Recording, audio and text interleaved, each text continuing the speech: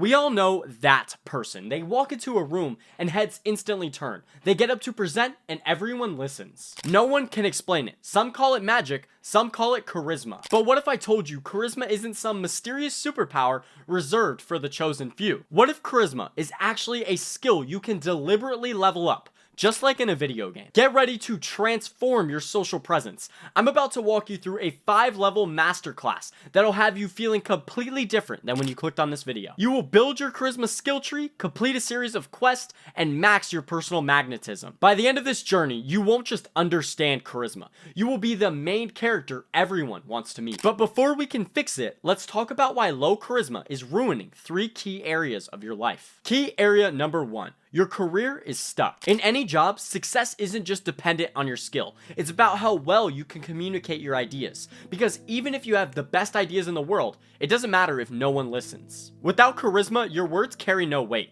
You'll stutter through presentations, constantly second guess yourself, and watch less competent people surpass you. Have you ever had a great idea in a meeting, but no one looked up? Then someone else repeated exactly what you just said and got all the credit. That's what happens when you lack the charisma needed to move a group of people. But if you become more charismatic, you'll be able to better impact those around you and push the most important agendas and goals that you have placed. Let's move on to key area number 2. Your social life suffers. It's this simple. If you're uncharismatic, people do not want to be around you. Ever told a story at a party or to a group of friends and watch them scroll on their phone? It's brutal. When you're not socially charismatic, friendships suffer because every conversation becomes dull. Relationships are so difficult because first impressions matter so much. Without charisma, you'll never be memorable. But by the end of this video, once you max out your charisma, you'll pull people in effortlessly and conversations will always flow. But before we get into the skill tree, there's one more key area we have to talk about. Key area number 3 is your self-confidence struggles. Low charisma doesn't just affect how the world sees you,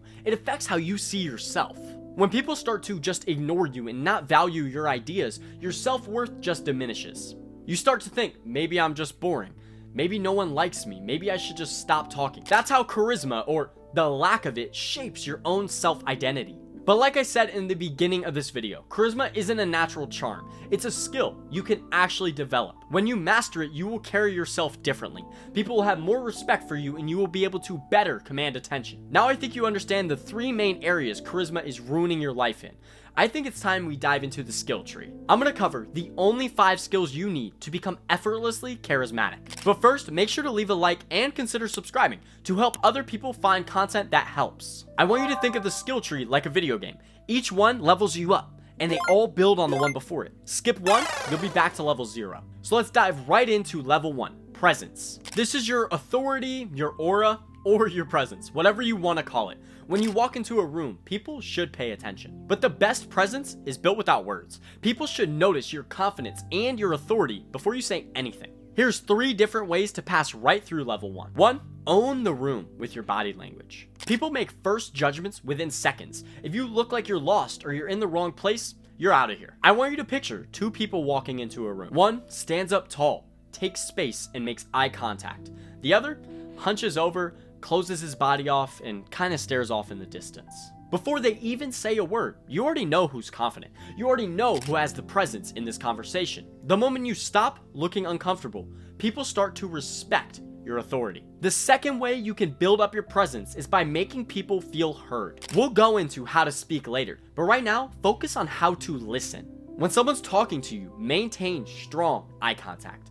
Don't look away, don't dart down to your phone. Pay wholly attention to just them. And then engage actively. Mirror their energy. Look them straight in the face. Nod to confirm what they're saying. You can also reaffirm what they say to let them know that you are listening. The more important you can make someone feel, the more likely they're going to want to talk to you. Now, the last way to build up your presence is by eliminating weak physical habits. Confidence isn't about what you say, it's about what you show. If you're showing weak physical habits like crossing your arms or darting your eyes, no one's gonna want to listen to you. And that could be sabotaging your presence without you even realizing it. Small mistakes, like shifting your weight on the floor, can make you look nervous and uneasy during your presentation. Getting attention is one thing. When you have that presence and that aura, when you walk into the room, everyone wants to listen. But keeping their attention, that's where level number 2 comes in. Confidence and communication. If your audience doesn't believe you, it doesn't matter what you say. In level 2, we're going to cover exactly how to say what you want in the way needed. First, you need to speak with certainty. Most people weaken what they're saying by using words like and these are just filler words. When you're feeling uncertain, your brain plugs those words in naturally to your sentences. It gives your brain time to catch up with your mouth. But at the same time, these words make you seem unsure about what you're gonna say next. You instead need to use silence strategically.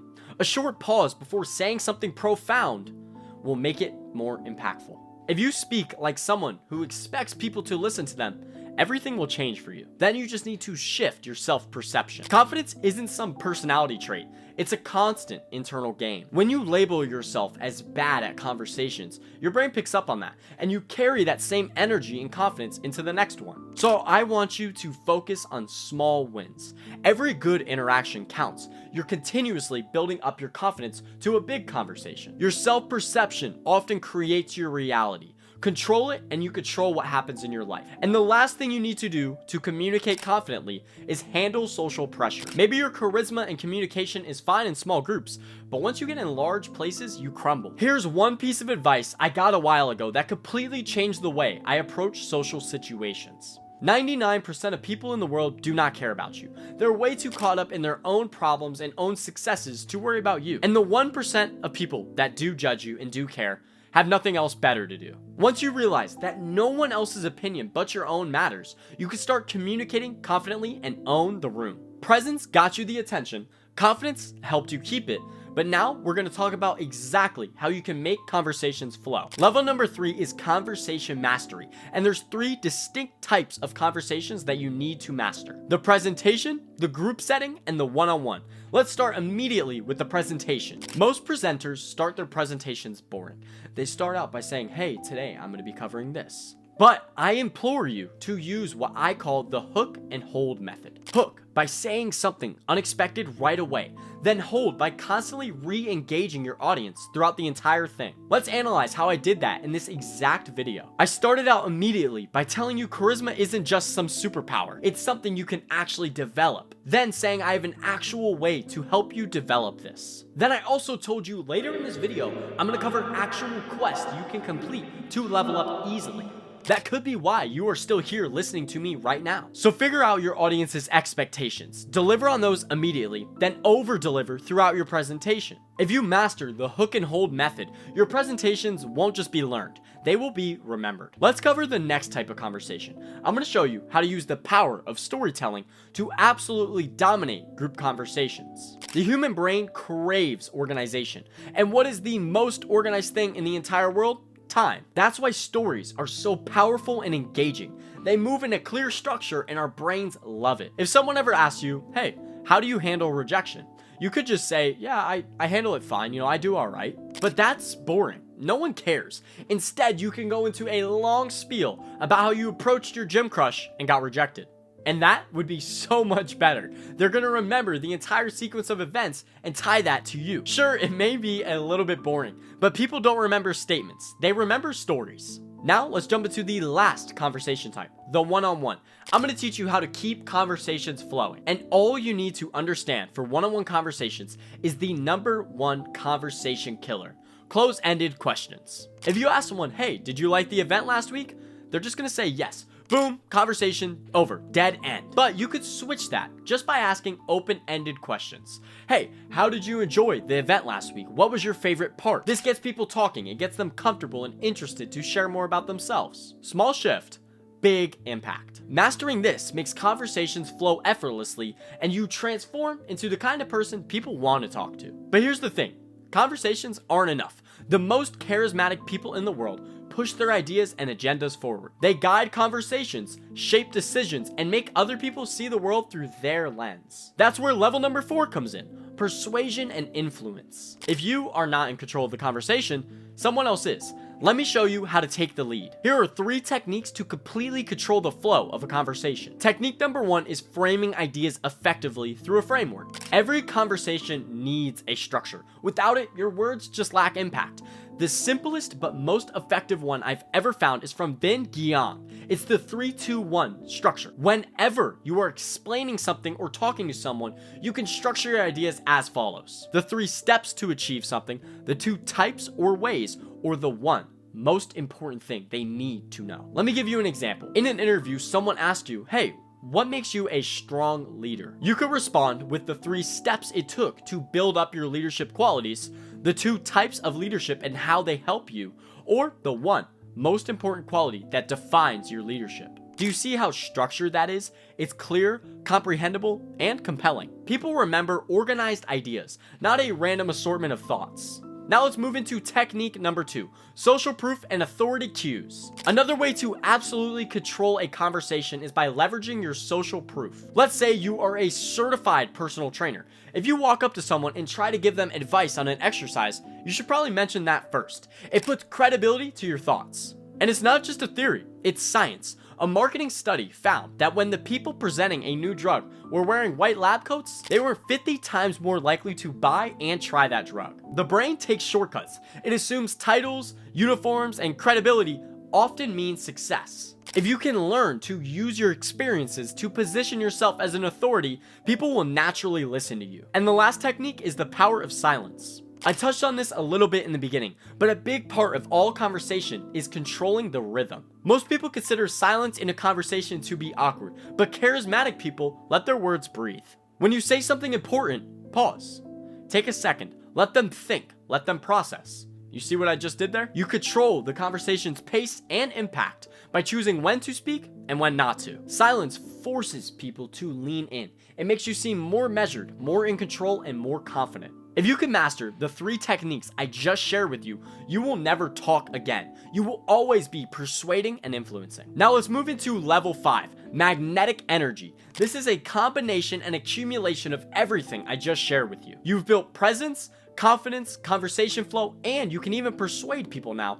But this is the single most important thing I'm going to share with you. You've seen both types of people. One walks in and the energy of the room lifts. Another walks in and everything feels heavier. It's not about looks or status. It's all about their energy. But what makes them so compelling? It comes down to 3 main things you need to understand. 1, high energy tone and expression. Charismatic people don't speak in a monotone. Their voice fluctuates, it speeds up, it slows down. They control every part of it distinctly. Your goal should be to sound as passionate as possible with whatever you are talking about. The more passionate, the better. If you don't care, why would anyone listening either? First, you need to understand the science behind facial expressions and hand gestures. Studies show when someone is expressive and talking with their hands, they are much more engaging and persuasive. It's because hand movements help illustrate your words. Watch any great speaker, Tony Robbins, even YouTubers like Ali Abdaal. They don't just talk, they express. But before we move into Quest, we need to cover the second piece of magnetic energy, the contagious effect of positivity. Here's a secret I'm gonna let you in on. Energy is infectious. Ever been in a conversation and someone's talking about something you have no idea about, but their energy makes you care? That's what your goal should be to get to. If you walk into a room feeling drained and unengaged, that's what people are gonna sense from you, and they're gonna mirror that back. But if you can come into a room with excitement, confidence, and warmth, people will reciprocate that same feeling back to you in the conversation. People don't just remember what you say, they remember how you made them feel. If you can bring that positive energy and infect them with it, they're gonna remember. Now here's the final piece of magnetic energy, certainty. If you walk into a room unsure of yourself, people will pick up on that. But here's one mindset shift that will change everything. Stop seeking validation. You don't need permission to be confident. You don't need a reason to own the room. Start acting like you belong and you own that room. People will start believing it too. But now here's the fun part. I've been giving you concepts throughout this video, but concepts alone don't change behavior. If you really want to level up your charisma and max it out, you need real world practice. This is where quests are gonna come in. The Social Gauntlet. I want you to walk into a room and combine everything. Walk in with presence. Spark a conversation with a random person with confidence. Weave in storytelling, subtly drop your authority, and bring the kind of energy that makes people want to stay. Nail this, and I would say you've maxed out your charisma. You didn't just learn it, you became it. Once you can do this while you approach all different areas of life, your entire situation will change. More connections, more opportunities, maybe even more success itself.